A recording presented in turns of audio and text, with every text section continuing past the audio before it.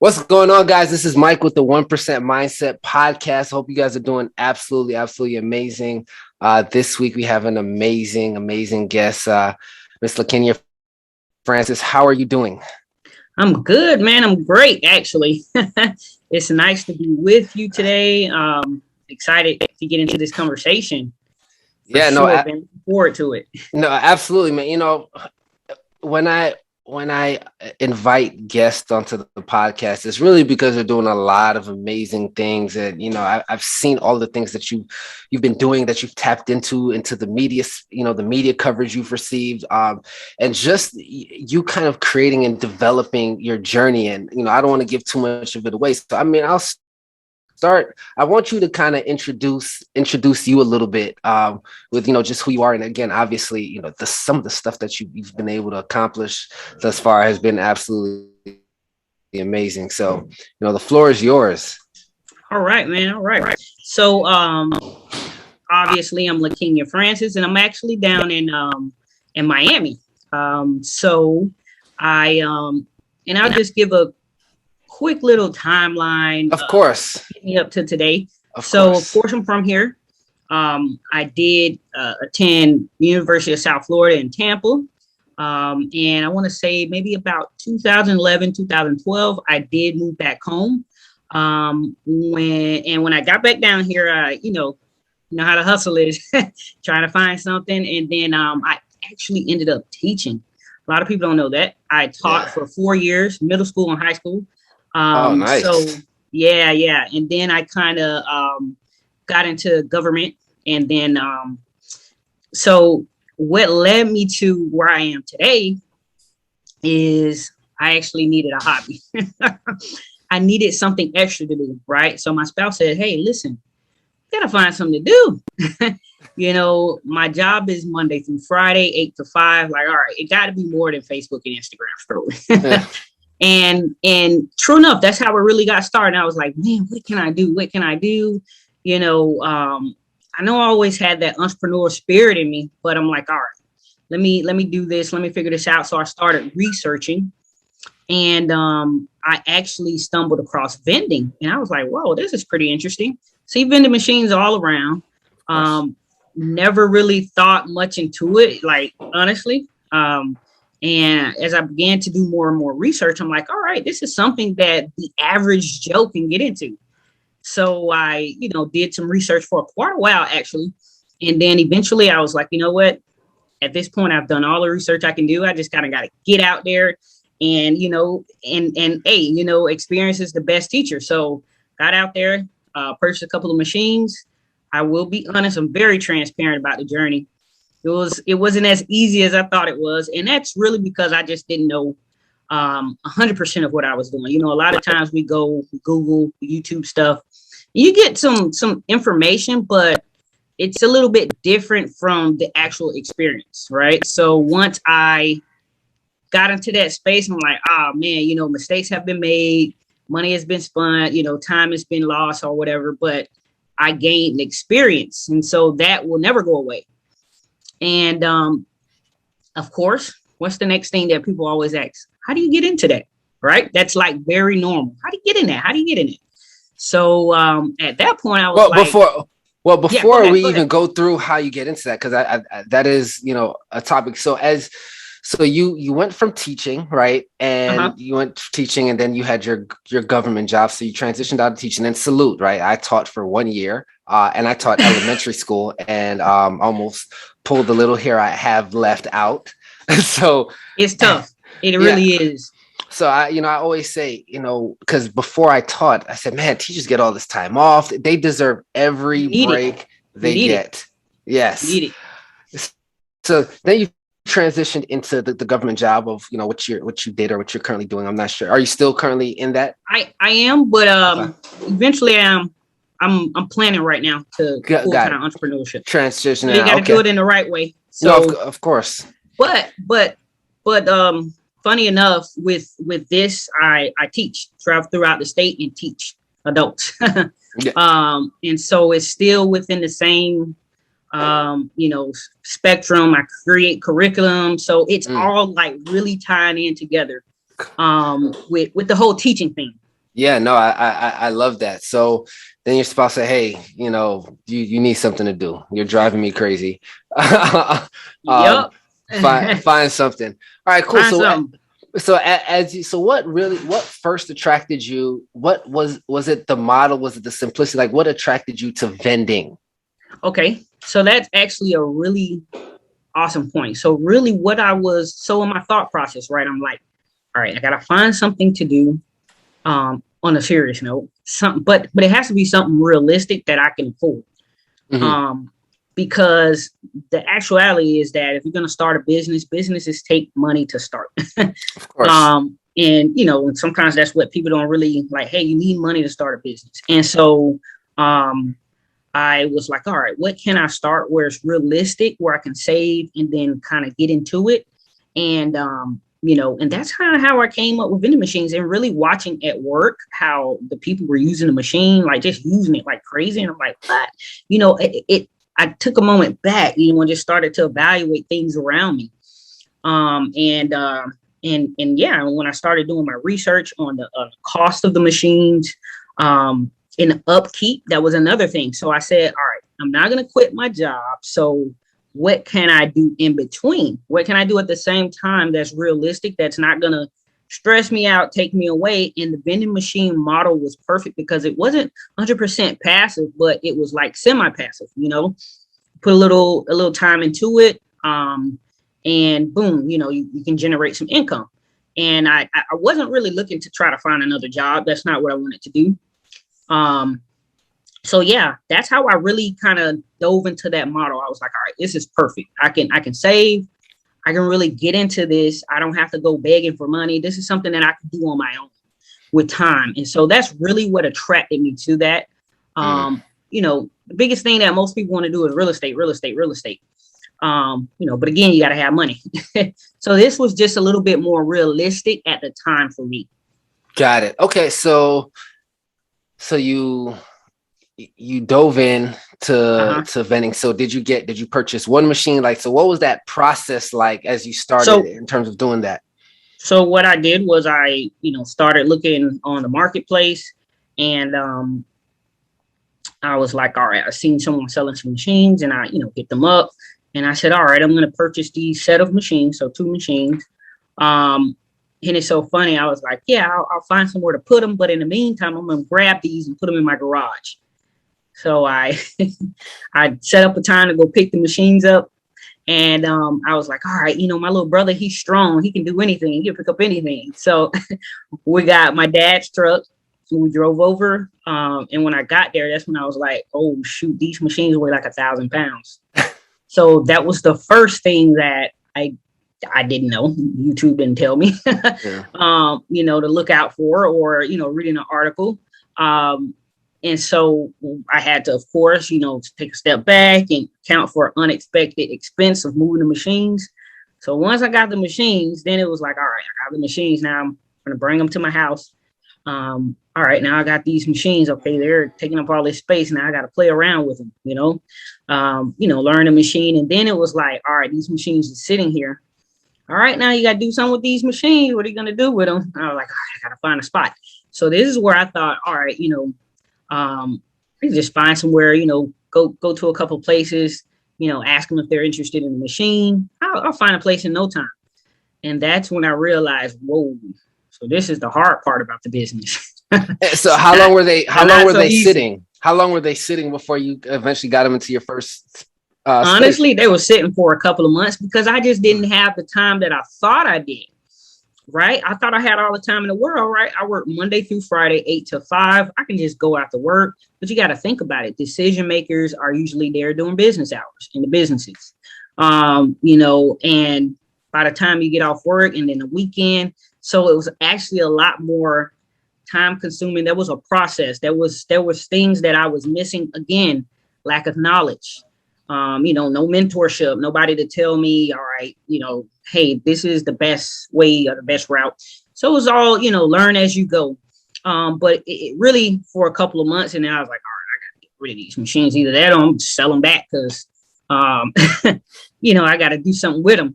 So I think they set for at least about 3 months. Mm. Um, before I got them off. And honestly, once that is the difficult part. So once you get your machines and you get your location, in reality, you should get a location first, then buy the machines. Again, I didn't know that. Because look, my investment was just sitting in my garage for 3 months. That money was tied up without, making money. Mhm. But go ahead. So okay, so it sat in, so you got him into your first location. What was that process like of getting it into the location, and where, if you're able to say, I'm not sure if there's any restrictions, like Yeah. where'd you end up putting it? Was it a convenience store? Like what was that process? No. So once I eventually acquired a location, it was actually near the Marlin Stadium, down in Miami, Florida, at a mechanic shop. So it was like a tire shop / mechanic shop. Now, here's the funny part. Communicating with the owner was a little difficult, right? That's another part. It's really, Miami is predominantly Spanish or whatever. So that took a couple of weeks just to coordinate that move.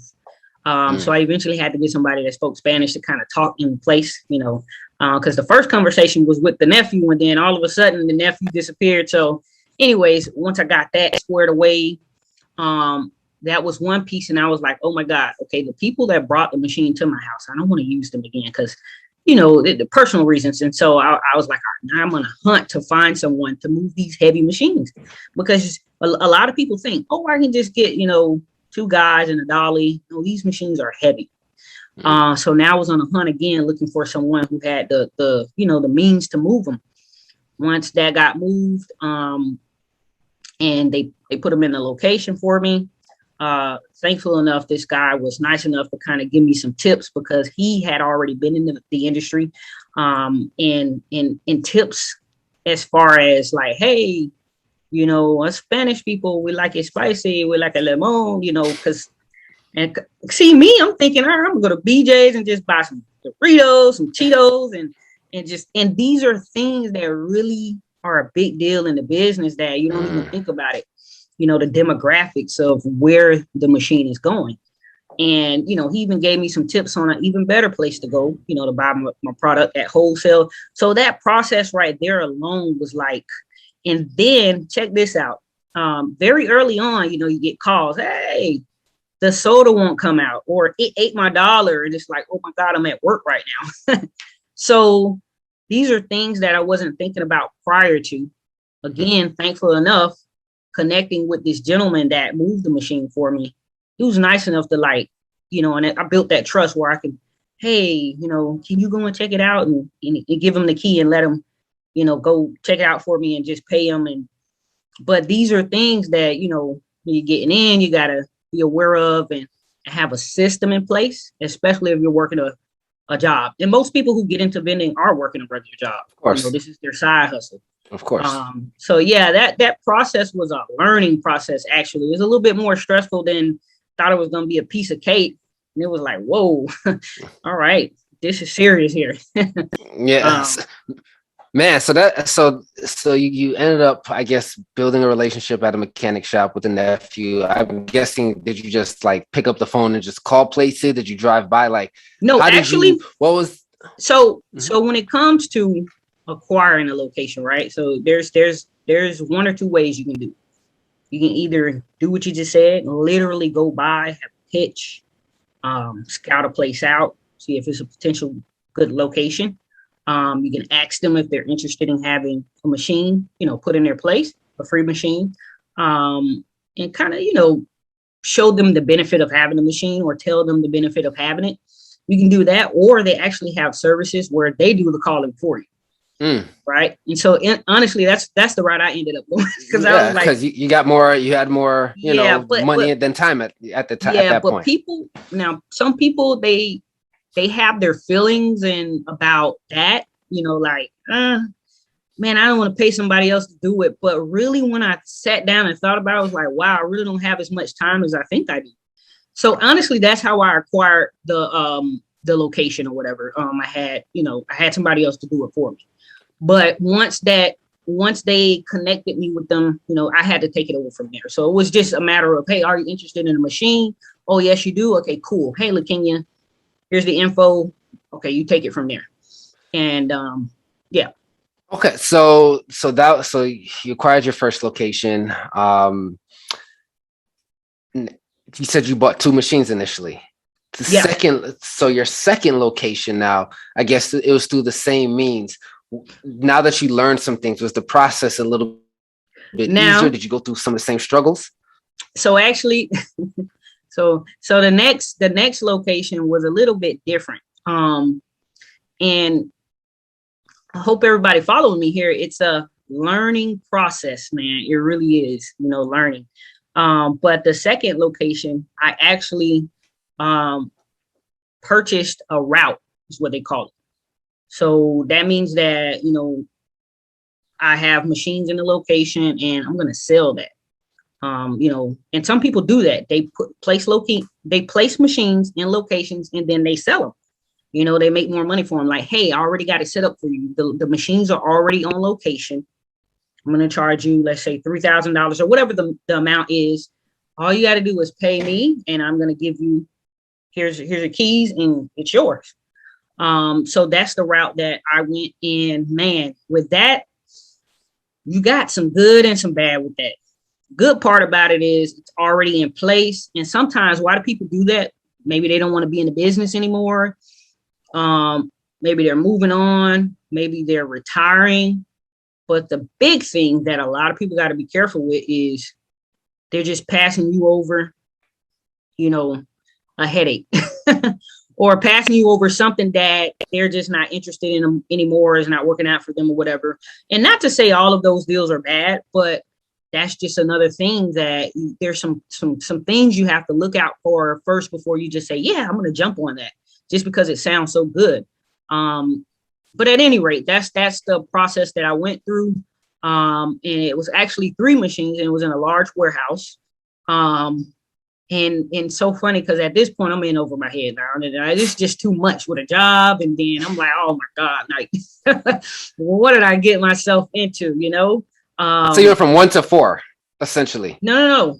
I went from, remember the first location, it had 2 machines in it. Oh, so your first location, Yeah, when you got it the was. two, you put both of them in that one Yeah, yeah, location. yeah. Oh, got Yeah, it. yeah, yeah, Okay, yeah, so yeah, that's okay. So there's some clarity. Okay, so yeah. And then the okay, second location, it was 3 machines. got it. Okay. So in total that was 5, and that's what I'm saying. Like, So I want to ask what? really quick, just Yeah, for clarity. So when you had the two, was one like sodas and drinks, and one like snacks? Were they one both was snacks, or one was sodas and one was snacks. got it? Okay, in that Yeah. first, okay, I Now got it. now they do have the machines where it's 2, snack and drink, which is really popular right now. A lot of people do that because it's just one machine. You know, you don't have to move 2 machines, space, whatever. That's really the move to go. But yeah, no, it was 2 separate machines. Got it. Okay, Um, so okay, that makes sense yeah, now. Okay, yeah, because I yeah, was yeah, like, yeah, cool. yeah, yeah. Okay, so your second location now, that's when you did the what is called the route. Yeah, The what yeah. was So it? I purchased the route. Purchase the route. Purchase the Meaning route. that the machines were already at the location. The person was selling it. They were selling multiple routes, but that was what I could do, and I got that one, and route with that for a while. I actually had all of those up until a little bit earlier this year, and I kind of just cut ties with it. Got I it. Was I that because of like the stress of that particular? No. Honestly, it's because um the consulting thing just kicked off, and I just don't have time for that anymore. Got it. Which So we'll get into in a second. But yeah, okay. so so yeah, that so basically what that looked like once I had that going. So this I will say, once you got your machines, once you got your locations, at that point it really and truly is a piece of cake. It's not really difficult. What does the maintenance look like? What does that look like maintaining it? Um, Going to the store to purchase your product, right? And then taking time out, whether it's once a week, once every 2 weeks, and servicing the machine. And what the servicing means, that just simply means going to the location, opening up the machine, stocking it back up, refilling it, wipe it down, make sure everything is functioning properly, locking it back up, See you next time. So it's really simple once it's good to go. Do you have to rent out? Because I thought I heard this. Maybe do you have to like rent out? Like, hey, I want to put this vending machine here, and an owner can be like, all right, cool, it's $100 a month, or do they typically let you do it? That's a really good question, right? So the way it works, right? Think about this, right? Now, a lot of days people are really trying to like, hey, you want to put your machine in here? I want $100 a month, but think about it. Let's say you're at a hospital, urgent care, sitting in there in the waiting room, and you're hungry. You're not going to leave. There's a vending machine. So for the hospital, that is a convenience to their patients, right? It really, and guess what? Whoever owns that's their machine. They paid for it. They come and keep the product in there. They keep it maintained. So if it breaks down or, anything happens, that's all on them. It's not on the hospital. So by me approaching a location saying, hey, can I place this machine in here because of X, Y, and Z? Depending on how you pitch it, you don't offer any money. Okay. Now, some places will say, oh yeah, I need a cut, because they're getting hip or, they just want some money and they know that, oh, I can, and that's normal and that's okay. And I know you said $100, so it really just depends. Some places will have a fixed amount. Some it'll be a percentage. But it isn't like a fact that, okay, because you're putting this machine in there, you have to pay rent. So that's not really how it goes. You could really put it in there for free. So for example, the one location at the mechanic shop, the lady told me at the very beginning, she says, oh, perfecto. What about my electricity? So in that case, I said, all right, well, can I give you $25 a month? Okay. So she really was concerned about her electricity. It really wasn't about, oh, I want to cut. It was, whatever. Second spot, didn't pay anything. Why? Check this out. It's a warehouse. Most people working in a warehouse, what are they doing? They're working. They're not sitting down going to Ruby Tuesdays, Red Lobsters for the lunch special and in their 3-piece suit while they're at work. These people are dirty. They're working. That machine is a big convenience for them. Right? Keep them What's there. What's surrounded around them? And it's a warehouse district. There's no stores. The nearest gas station, you have to get in the car and drive away. So someone offering services to this place, hey, I got free machines for your employees, drinks, snacks. You guys don't have to do anything. They don't want anything because it's a convenience for them. So it's really how you pitch it. So that's how it goes. Some people will say, hey, I'll offer you, a percentage to get that yes. To kind of lure them in or whatever. And then there's some places where they just straight up ask for a percentage, like schools, right? And the reason why is because schools use that for that funding, that percentage that they make off of that for, maybe the athletic department. They typically use it to put back into the school. Okay. So it really, yeah. Mm-hmm, yeah. So that's your second location now. And we don't need to go through each of them. How many locations do you have currently right now? Because I know you're doing the consulting thing, so you eased back a little bit. Yeah, no. I got out of it completely. Got it. Okay. So yeah. So how long? So you started. So when did you say you put your first machine in? What year was that? That was back in 2017. 2017, you put your first machine in. How many, I think, locations did you have at one point? Two. Okay, so you had those two, and you were in there for about how long? Until earlier this year. I actually, so this is what happened around last year sometime, or if it was last year at the beginning, but it's been a little while. Remember this guy I keep talking about? Mm-hmm. That shows you love and. Hey. Me and him really built up a really good relationship. I actually kind of had him take over the machines for me. So although I still had the machines, I really wasn't dealing with them anymore, honestly. Okay. Because I've been doing this consulting thing for like 2 years now. Got it. Okay. So I just, hey man, do you mind? Oh yeah, no problem, Francis. Just built that He was an entrepreneur. This guy was a full-time. That's what he do. He moved stuff. He fixed stuff. That was a really good connection that I had. And then eventually I honestly, I had him sell the routes for me. Okay. Mm-hmm. So He was into this, so he knew what to do. I said, hey man, really, you just taking a weight off of my shoulders, do your thing, and then and then I just got my money back. what was it? Do you think it was, from an entrepreneurial standpoint, someone looking to get in? I know you're doing consulting now, Mm-hmm. but and obviously consulting helps you can help, more people. But do you Mm-hmm. was the stress of like doing that, did it outweigh, or like was it worth having vending machines there, or do you think it was just based on your time, it was more stressful than not? So it was based on my time, but knowing what I know now, remember, I went in there on my own, nobody telling me nothing, nobody saying, Lakinya, you should do this, this, and that. Here are some things that could happen. Here's some things you should look at. I went in there on my own, literally just doing it, Mm. and learning from it.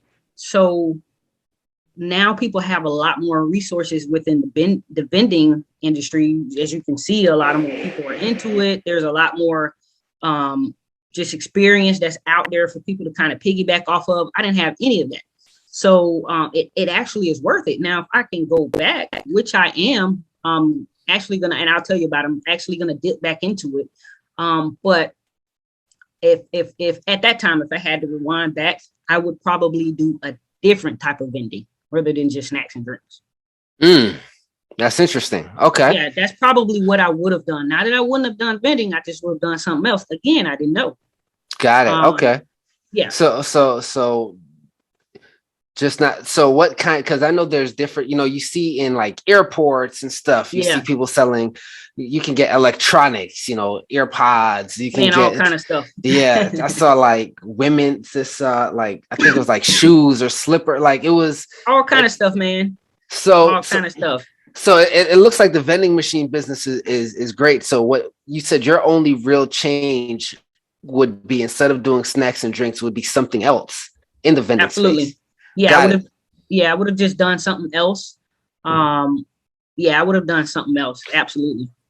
Is that because there's a bigger like price margin? Is that Yeah. because That is okay. now with the experience that I have and the people that I'm helping. Remember, I'm building relationships with these people. It's not just like, oh, hey, go buy a course, go, like I have an actual real relationship, Of course. and these people are making money. Hmm.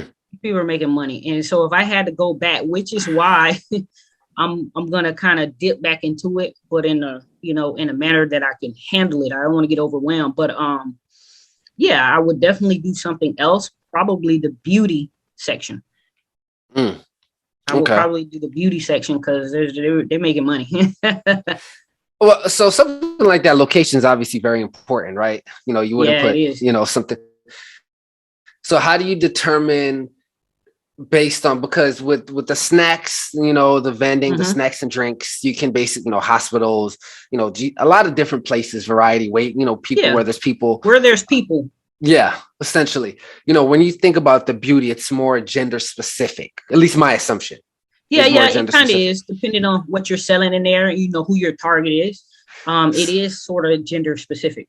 Yeah, so I mean, if you're thinking about going into, so what's a location, right? Because you said you have people in the Yeah, beauty yeah. section doing well. Like, So where are good locations for that people can actually set up shop, right? If they wanted to. so And when you say beauty, my first assumption was like, maybe like makeup and yeah, something of that nature. If it's something else, feel yeah, free to tell me. But that's yeah. like my initial thought. So okay, so beauty, and I kind of started tapping into this around the pandemic, or whatever. When the pandemic first started to happen, that's when I kind of really dived into the beauty section. And so it first started off with people just doing hair machines. They're selling hair extensions. Mm, Then it got into, okay, people are selling eyelashes. Um, and then now currently today, you got to think a little bit more. Like think about literally if you go inside of a beauty supply store, what are some of the most common things that ladies are picking up in there? those are the things that you're going to add in that machine. So when you think about a location, where are these women? Where are they? Where are they gathering together at a common place? So the most popular place was the mall, right? Mall is still a great spot. The only thing about the mall currently today is that a lot of people dipped into this, and a lot of malls already have machines. So I don't even know if you go into your local mall, but maybe the next time you do, kind of pay attention and see what kind of vending machines they have in there. I know there's certain cities like like Atlanta, for example. You know, they're beauty supplied out. You know, they have lashes and hair machines and probably all their malls. And I think that in that area, that's pretty much it. So now moving on. All right, well, okay, the malls are saturated. So where can I put this machine? So the next place, when you think about women, where are women gathering, right? At a nail salon. Another popular space, I don't know the proper terminology for it, but they have like where like these halls or these I don't know, business plazas or places where they have all of these, like they might have someone in this room, they do hair, someone in that room, they do nails, someone in that Got room, it. they are barber. You know, this Those person does suites. suites. That's another spot, right? I actually, the last time I went and got my hair done, my stylist is now in a suite, and it was my first time seeing that down this way where I live. And it was a lot, like at least 30 to 40 different, and everybody in there is doing, you know, hair, you know, or barber or stylist, eyebrows, you know, whatever, in one big suite. That's an ideal spot because people that are going there are going to groom themselves, or they're, you know, they're into that beauty space. So that's another good spot. But a spot that is really probably the top spot is a hotel. Wow. Hotel. By the way, you guys are getting this for free, by the way. So Right, man. I definitely appreciate it. Okay, so hotel. Yeah, That no problem. I never thought. So what's the process? You know, especially when you think about these big chain, you know, the Marriotts, the Hiltons, and stuff like that. Like, are we So reaching out? Like, what does that look like? so the truth is, right? Um, when I'm working with somebody one-on-one, I always tell them, because people always think, I want to go inside Miami International Airport. I want to go in JFK. Like, come on now, let's be realistic. Let's. Yeah. So the truth is, you want to kind of target the smaller businesses, the ones that aren't chains. Because when you're talking about corporate and the different chains, then you're talking about you got to go all the way up here, and it's probably going to take you forever. But if you go to like maybe these hotels, a lot of hotels are franchised. You know, like they have a single owner. And a lot of people think it's like some special formula. It really is not. It's a matter of going in there and talking to the right person, and, you know, offering your services to them. Um, Mm. it really is, you know, just but I know it's easier said than done. A lot of people don't like talking to people. Yeah, that's a fair. That's It, definitely a big fear for people is a lot getting of people are like, rejected. what? I gotta go in there and ask for the manager. And then some people are like, all right, I'll do what I gotta do, but I don't know what to say. And I literally tell people what to say. Literally. Mm. I have people text me, hey, Lakinya, I'm getting ready to go, and I'll write up a text message and tell them exactly what to say. Literally. So when did people start, you know, you obviously started a consulting business around teaching people how to Mm-hmm. start their vending business, right? I Crave Vending. I believe that's the Mm-hmm, name of the mm-hmm. business, right? Yep. Like when did that start? Were people just asking you and you said, man, I can legit, you know, turn this into a business? Like what did Literally. it look like? Literally, people started asking, like, hey, how do I get into that? And I did a lot of free consultations just telling people. And after a while, I'm like, damn, I'm tired of this. Like, at least let me get paid for it, right? So I started off with just doing calls, you know, scheduling calls on a calendar on my time off in the evenings and stuff like that. Then I was like, let me create a quick little ebook. Then I was like, man, let me invest I started learning. Let me get a website and let me make some courses for those people that don't want to talk. Everybody don't want to get on the phone with me. Some people just want to go through the material. And it's so weird. People are different. Everybody's different. There's no one like, oh yeah, everybody wants a course. Everybody want to talk to you. No, everybody's different. So anyways, I started creating these things, and then I saw that was a whole nother world. And And yeah, that's when I really kind of got into it and just created instruction. And I'm still learning, but I learned so much just over time about that space, and I really enjoy it. And that's the most important part, right? You know, when you're just doing something like, oh, I'm gonna do it for the money, but I really enjoy it. I really enjoy talking to people and helping them, and they're like, oh my God, you know, thank you so much. And you know, it really goes a long way. So What's one of your I mean, I'm sure you have plenty, but what's your favorite, your most favorite? I don't even know. What's your favorite success story, right? Like obviously you've worked with a ton of people, you've helped a ton of people. Is there someone in particular that you can think about, or a yeah, few that's like, and I won't take all the credit. So I've built up a lot of relationships with people in this business, right? And so there's one particular lady. She's specifically with the beauty.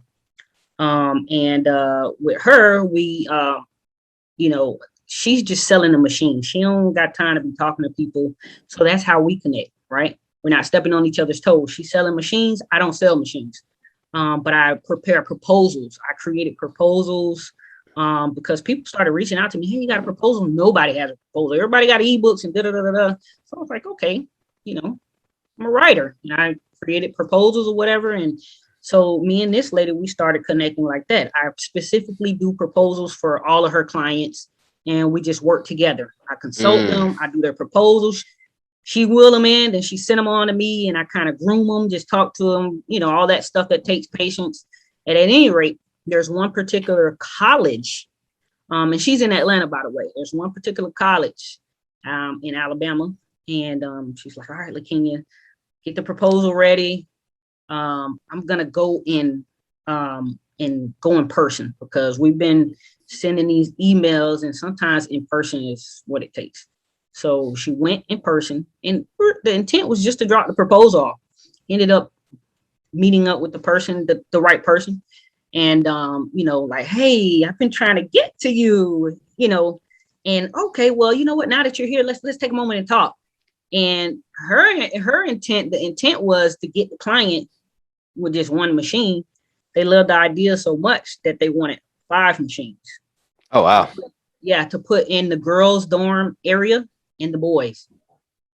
And oh wow, and it's so funny because initially when we told the client like, hey, they want, you know, you're not prepared for 5 machines. So I actually was about to, me and the partner, we were actually about to take over that location. And this was recent. I was like, I don't know how we're going to do it, but we can't pass this up because that's a college, man. That's forever. That's like evergreen, never going anywhere. yeah. But that was a big success because, I mean, bro, 5 machines on a campus, you know, selling convenience items. So, you know, toiletries, hair products for women and men, you know, and so that was a big one.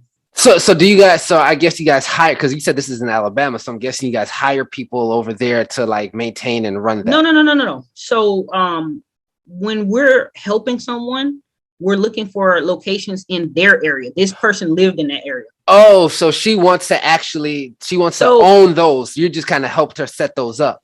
so okay, so a little while ago, so you know how you have your pain points in every business. Of With course. with vending, it's finding a location, right? So a couple of months ago, we were doing a special. If you buy the machine from us, and the reason why I say us is because we're partnered up. Like Got it. I'm doing my thing, she's doing her thing. She's her business, I'm my business. But you But guys she come sells the together. machine and I route the people to her. So at any rate, she was doing a thing. Let me put it back. She was saying, hey, if you buy the machine from me, I will also include a location. And then of course, so many people started like, what? Okay. And it got a little bit overwhelming. So kind of stopped that. But that's how that happened. So this client was in Alabama. She bought a machine and we had to find her a Oh, location. So we were looking and scouting. And so that's how that happened. So oh, because you got okay. to remember, right? So I'm in Miami, right? Most of the people I help are everywhere but Miami. Got I'm it. Okay. connecting with them virtually. So when I'm helping them, I'm not talking to them in the place of Miami. I'm talking to them in the place of wherever they are, whether Got they're in it. New York, California, Atlanta. Those are my hot areas where I help a lot of people. I'm talking to them in those states, you know, not in my state. So Got it. So now you have these locations. The person want to. So now you guys. I don't want to say you got. But now it's finding, unless that client wanted all 5 machines, but finding people to take over each individual of those 5 machines. Or Well, did that no, one client took all 5? yeah, we weren't going to do that because you got to think about it. You can't do business like that. Hey, I got 5 different people that's going to maintain these machines. We were just going to take it over to not give up the opportunity. We were going to purchase art. We were going to do it, and we were going to have to work out finding someone to go Oh, fill the machines up and stuff. Because she's about 2 hours away from that area, from Atlanta to Alabama. It's really close. okay. But that person ended up working it out. She ended up finding the money. Of course, I mean, I Oh, would have too. I got mean, it. That makes sense. Okay, that's interesting. So how did that? It. I love collabs, right? I think collabs are like super dope. How did you initially meet your the business partner you want to know initially? how? I'm curious. So, and this is how I met every business partner that I have, sitting right here at home. And this is when I really started to get into that. Let me help people for real, not just throw some ebook together. Let me get them resources, valuable resources, and let me connect the dots that I didn't have, put Mm, everything in place for them. So what I started doing, researching. I'm a researcher. That's what I do. Started researching, finding these people that are in this business in every little aspect. And I found her online. And I started, she was in my resources, and I started sending people started using her, calling her, and buying machines from her. And one day she wrote in my email, it was like, hey, you've been sending so many people to me. Can we speak? And once we spoke, she's like, oh my God, like, I don't even know you. And I was like, yeah, because my point is to help people, go to where they need to go. mm. And from there, it was like, oh my God, you're a gem. And and we connected. And then another thing, she's a little bit older, so she'll call me all the time, like, all right, Lakinya, I need a proposal, blah, blah, blah. I'm more on the tech side, more on that side. And so we really work well together. And she's doing her machines. I'm not really interested in selling a machine to anyone. So that's her thing. She's into that, designing it for them and giving them all those tips. Mm, And she's like from up north, Massachusetts. And mm. so, and again, she had a machine on her own, a beauty machine. So that's how she got into that space. But yeah, so that's anyone that I'm working with currently. It's just reaching out to people, shooting my shot, and for real, even big companies, not being afraid to go online and look at the contact and see who's who, and connecting with people. That's really what it takes. And that's how I built out so many relationships, and it just keeps growing and growing and growing. Is it rare to find women in this business? Not anymore. It used to be predominantly a male business. But now you got a lot of women. I would say about 70% of the people that I help are women. Mm. I only asked. I thought it was pretty cool that you found a resource, and it was a woman who like sells the machines, right? Oh It yeah, was yeah, it right. almost But surprised me. but let me say this though, her section was beauty machines, Okay. right? Her thing is beauty, but now she does snacks, she does whatever you want. But so her thing it is really more geared towards women who want Mm. to customize their machine, put the pretty outside on it, graphics, and customize it with their brand or logos. So, she's more so for the women. And then I have other connects for, people that want just snack and drink machines. And those are traditionally men that are owning those companies and stuff like that. Does it cost more? Does it cost more as far as the machine, like I guess beauty versus snacks, or like Yeah, because it costs more in the sense of like, let's say I wanted to, I'm just throwing this out there. I crave vending. I crave cosmetics, and I have my logo, and I already sell cosmetics, and I just want to sell more by putting it in a machine and just dip into another. But I want to customize my machine. I want to wrap it with pretty colors. I'm going to put my special products in there, so the machine might need some configurations because maybe my packaging might be bigger than the normal space of, like, where the chips fit. So yeah, it costs a little bit more. Not drastically, like, oh my God, so much more, but just a little bit. Just a little bit more, literally, because you're customizing it by wrapping the machine on the outside. What's I guess the startup cost on average? Startup costs on average, your machine, it depends now. If you're like, I want the cheapest machine I can find off of Facebook Marketplace or OfferUp. You, depending on where you are, every state is different, just like the housing market, just like, every state is different. Some places like in Miami, you can get stuff for dirt cheap down here, man, like literally.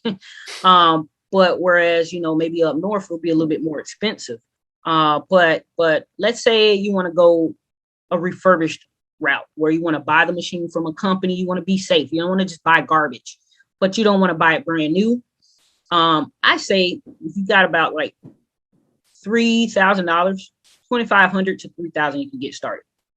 And that's, giving you a quality machine with credit card reader, and your products.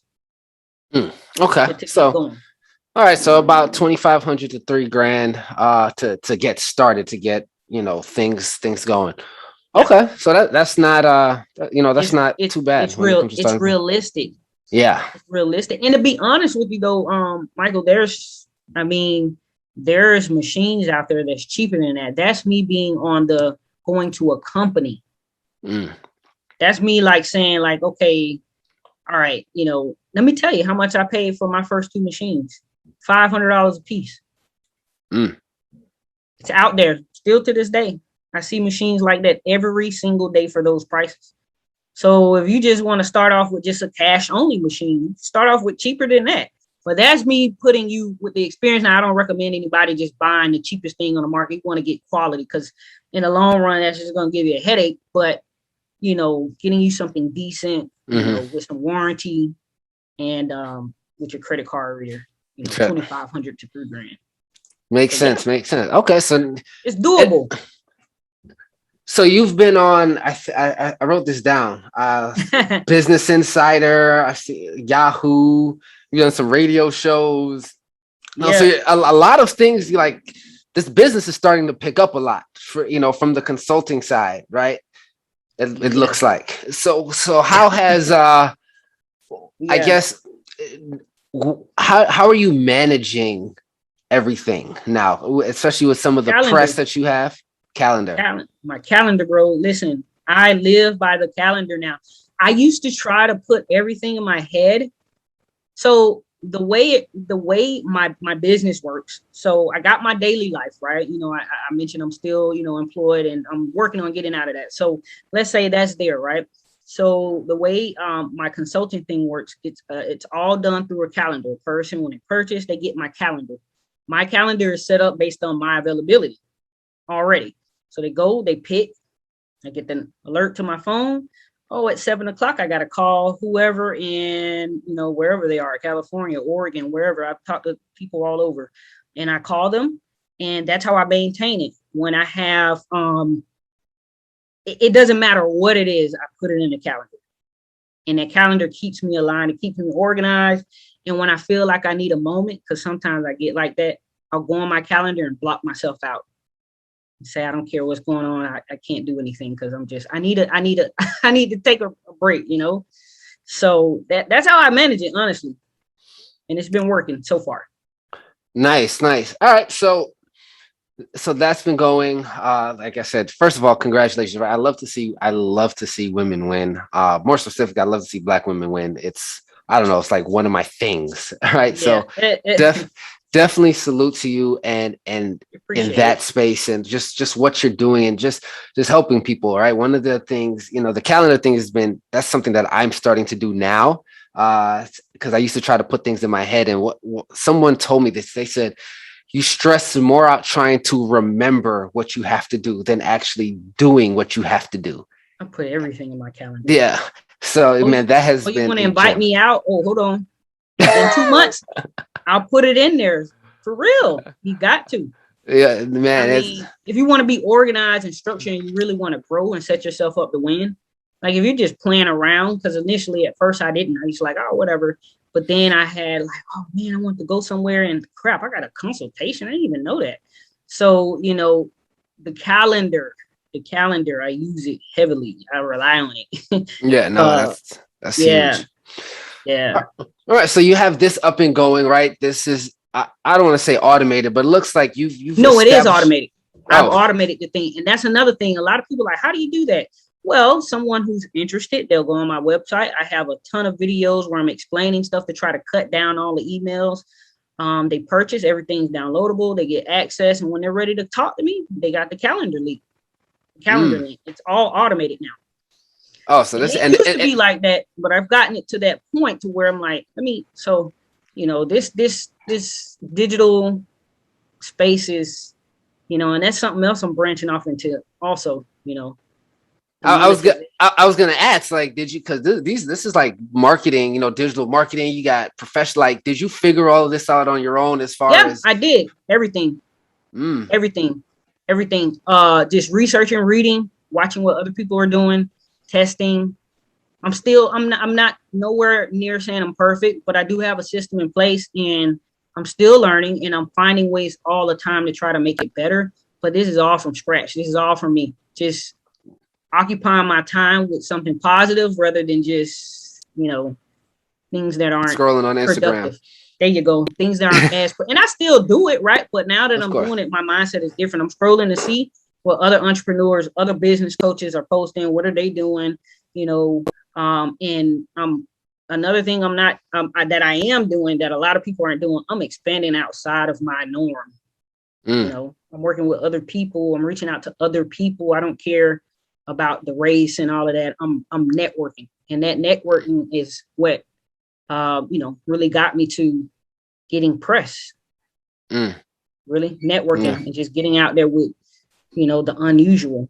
Absolutely. No, that makes a ton of sense. All right, so let's excuse me. So let's.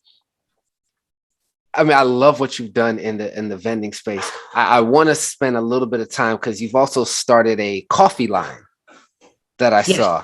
Yeah. So that's brand new. That's like a month old. It's like a month old. Well, I mean, we get to talk about it now. So in a year from now, you can be like, yo, I was on the 1% Mindset podcast, and I remember this happening. Like, kind of what kind of happened in that? Like, what made you decide that? Like, what's kind of talk to me about that? All right. So with all of this digital stuff, I said I also want a physical product, and not only that. So this one is a little bit more personal, really. And I actually have to get it. But anyways, so how I got to this point is I love coffee. That's like a thing. It's something I like. Like a lot of people like coffee. So I love my coffee. I said, all right, well, what can I do to also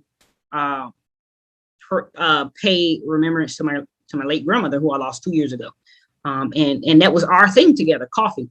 So that's how I came with Phyllis Coffee Company. So the coffee company is named after her. And then the logo on the coffee is her. And yeah, so I kind of mapped, this is something I've been wanting to do, it just didn't have the time. And what happened was back in December-ish, because around this time, stuff get a little bit slow. I guess people are, gearing up for the holidays. Stuff slows down a little bit. And I found time to kind of map that out. But then I got busy again, right? Remember I said around this time last year. And then this summer, I was like, you know what? Whether I'm busy or not, let me just map some time out to do it, because I'll never get it done. So, I got it now. Now that I have the product, now I'm figuring out a way to, because this is different. This is a physical product, how to get this going. But that's how I came up with the Phyllis Coffee Company. I've been getting some good feedback so far. Like, it's actually good coffee, which is important because, want to make sure that people like it and stuff. So yeah, man, that's one that I am hoping, I'm counting on it in a year from now. I'll be like, man, listen, I had just started and I was on a 1%. and I was talking about it and look where we're at now. So that's really what I'm hoping. So and that's it. So you found like a roaster and you branded. Yeah. Like, how does that work? Man, your girl is a researcher. They're actually up in New York. They're actually up in New York. Nice. So yeah, I found a roaster to I tasted some samples, see what they got, make sure I like it. And I ended up going with them, see how we can work together. And yeah, so that took a little bit of research. That wasn't just like a Google search. It took time. I had to taste their coffee. I had to, map out my idea. It took some time, but yeah. So yeah, that's how that went. Okay, so you got a little bit of, it's brand new, so you'll start eventually the marketing process and the plan for that Yeah, to get that yeah, going. yeah. It's I'm trying to get that going. But yeah, I've been getting some sales here and there, when I mention it to people, because a lot of people drink coffee. So really, like, oh yeah, yeah, oh, let me go buy some, let me taste that out, I and wonder if I wonder if you can put coffee in the vending machine. The irony of that. yeah, there's Coffee. coffee vending machines. Pfft. I'm See, working with someone. I'm working with someone right now. He's up in, I forget where he's from, Massachusetts, I think, somewhere up there, somewhere up north, where he's trying to get them into some car dealerships. And so yeah, it's a thing. you might as well do both. Help consult them with the vending machine and then sell them your coffee to put You your know what? coffee into the vending machine. Hey, let me tell you what I did. I did this, and it kind of worked a little bit. I'm gonna push it back out. I'm brainstorming. I was offering, I know this sounds crazy, free consultations if someone bought 2 bags of coffee. So I want to tell you a secret. He was actually on my podcast. I think it's episode 117, I believe. Huh? He has a coffee company called Alum Coffee. His name's Anthony Manaya, and that's what he did. He's like a business coach, but he's grown such a large following. When people bought like 2 bags of coffee or something like that, he went on like a 15 or a 30-minute phone call with them, right? Yeah. And that helped push like sales for the So I need coffee. to, and I've gotten people like that, right? I just gotta, I guess I gotta keep pushing it. But I'm like, because if you look at my, talk to me, $100 for, a consultation, you can buy 2 bags of coffee. Is way cheaper and get me on the phone. Yeah, Right, exactly. and And get a then free a free call, and I treat it like a paid consultation. I don't of be like, course. oh, this is, So Yeah. and I've gotten a few like that. I need to push that a little bit more because, yeah, I really do to push some of this coffee out there. And then once they taste it and they like it, and if they drink coffee like that, then they'll come back.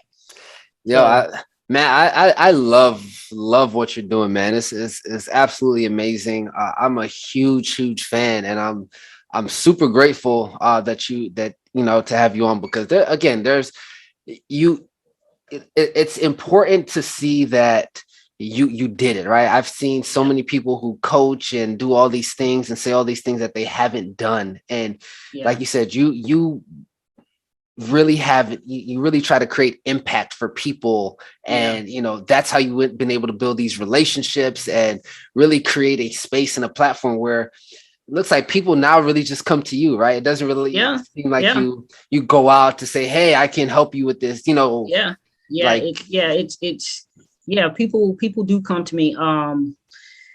Man, but these relationships are, they really it's crazy, man. They really go a long ways. And I'm actually, I know this is off topic, but I do want to say this. So I there's a group called the Corporate Supporter Club. So there's a podcast that I did with the young lady, and she has a group where, like-minded people that want to, quit their 9 to 5.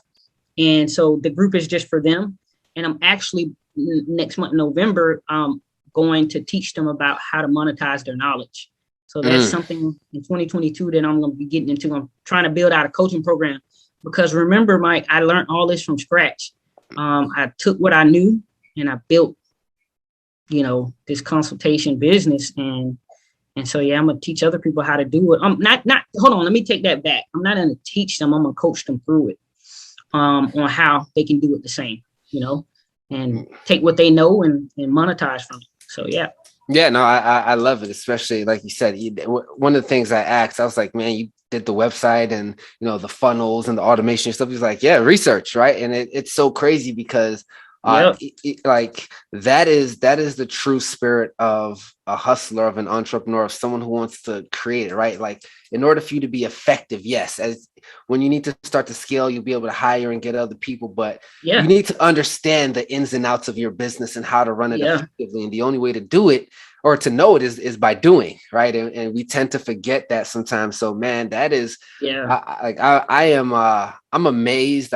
It's dope. You've done a lot of dope work, man. I'm really excited about this episode specifically because there's so much great appreciate it. work that I you've appreciate it. you've done, not only in the vending space, but in, just in what you're going to do in the coffee space, right? Like you had to Oh go through man, those bumps and bruises yeah, to yeah. get to where you are, man. Sweet, man. Well, I'll ask one thing really quick. One, if there, so now that you're in this, and again, I don't want to hold you too long. What is one piece of advice that you give your clients, or I don't want to say regularly, but like what's like one Yep. important thing that you kind of really just give to people, as they're going forward? So something that I give to the folks as we're going forward, as they're going forward.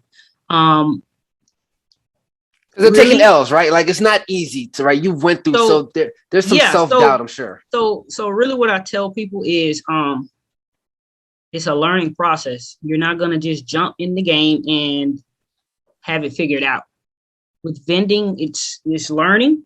And so, for example, there's a dude that I helped out, and I just was reading his post, and he said something about, I don't know if it was candy machines. I'm not sure exactly. I have to ask him, but he was like, made a long post about how the first month they made $20, and then the second month they made $250. So the point is that when you first place a machine, it's not going to be perfect. You got to learn that location. You got to learn what the people like, and so in vending, I tell them be patient and keep going and keep trying and keep experimenting, and you'll grow, literally an empire if that's what you like. Mm. So, patience, really, patience and perseverance. Just keep going. Don't think that it's, a lot of people see stuff, because of how gurus, oh yeah, they just make it the end result. They don't show people the steps through. So I like to be transparent with folks too. Let them know what to expect, the bad, the downs, so they're not sold a dream. But yeah, so patience, guys. I love it, man. How can people find you? Really, my place of platform is Instagram. So I Crave Vending on Instagram. I mean, even on Facebook, I have an I Crave Vending page too. Or icravevending.com. And that's um, crave. The crave is with a K. yeah, yeah. Yeah. So it's with a K, and funny enough, when people write me, I write them back. So if anybody really wants to, even if they have a question, whatever, you just want to follow just to see what I'm posting, get some inspiration, have at it. Okay. Nice. I love it, man. So I crave vending on IG, Facebook, icravevending.com. Another great place to find you. Yeah. Yeah, well, man, I'm blown away, man. So thank you so much for the value and everything Yeah. I that you appreciate provided. it. I definitely, if you're looking into vending machines, make sure you hit up Lakinya. And also, from what I gathered, I wouldn't start with snacks and drinks at first. It's a good, it's a cool Yeah. Yeah. platform to Yeah. do, but Yeah. If you're looking to, like, man, I want to make some money, there's other things. You got snacks and drinks, you got beauty, you got toiletries, you got laundry products, you got CBD machines, which, that's a little here and there, but you can put anything inside of a machine. And so you don't have to be limited to just snacks and drinks. Now, if you just want to start off with ease and just kind of see what the business is about, okay, snacks and drinks is cool. If you got some kids out there, get them a candy machine, teach them about finances. That's another thing I do a lot, talk to people and their kids, and they get excited and start teaching them financial responsibility at a young age. That we didn't talk about candy machines, but that's a low entry point, very easy to start up, about $300 to get started. So yeah. I Yeah, love that, man. man. I gotta, Yeah. when I work with a lot of kids over the years, so I definitely gotta, connect with you just so you can, reach out and Yeah, speak yeah. to some of Oh them yeah. as well. So Oh, I'd love to, for sure. awesome, man. Well, man, again, as usual, man, I'm indebted. Thank you so much for that. For everyone listening in, whether you're on YouTube or I know the majority listen via Apple Podcasts, man, just chime in, tune in. All her information will be at the bottom or on the screen if you're watching. Lakinya, thank you so much. I definitely appreciate it. Michael. It was nice chatting with you, man. I really appreciate you. And yeah, thanks so much. Absolutely, man. You're killing the game. Anyway, guys, as usual, man, I appreciate you guys. Love you.